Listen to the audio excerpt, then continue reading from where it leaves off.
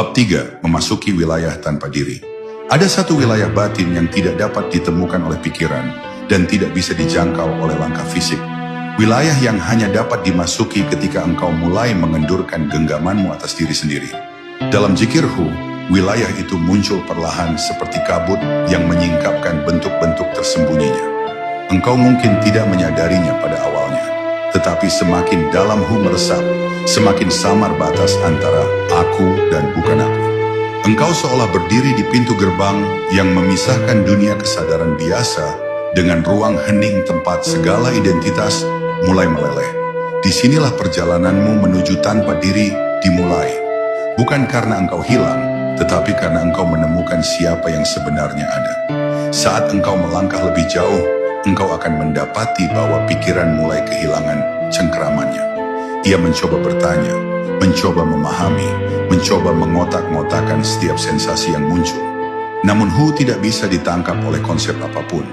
Dan ketika pikiran gagal memahaminya, engkau akan merasakan satu perasaan aneh, ringan, luas, dan seolah tidak terikat pada tubuh. Para arif menyebut keadaan ini sebagai meluruhnya batas.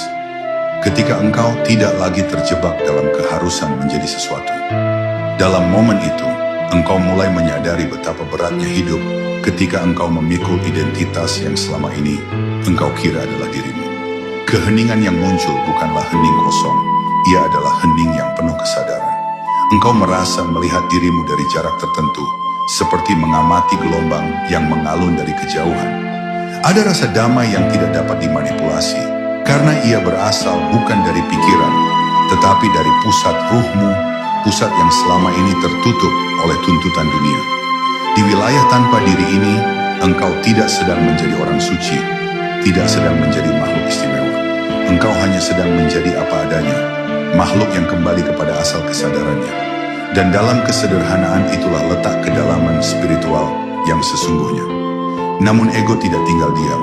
Ia akan berusaha menarikmu kembali dengan rasa takut, dengan kebingungan, atau bahkan dengan kebanggaan spiritual yang sama. Ia akan membuatmu merasa seolah engkau kehilangan sesuatu, padahal yang hilang hanyalah beban yang tidak pernah engkau butuhkan. Jika engkau tetap lembut pada hatimu dan terus mengikuti getaranmu, maka perlawanannya akan melemah.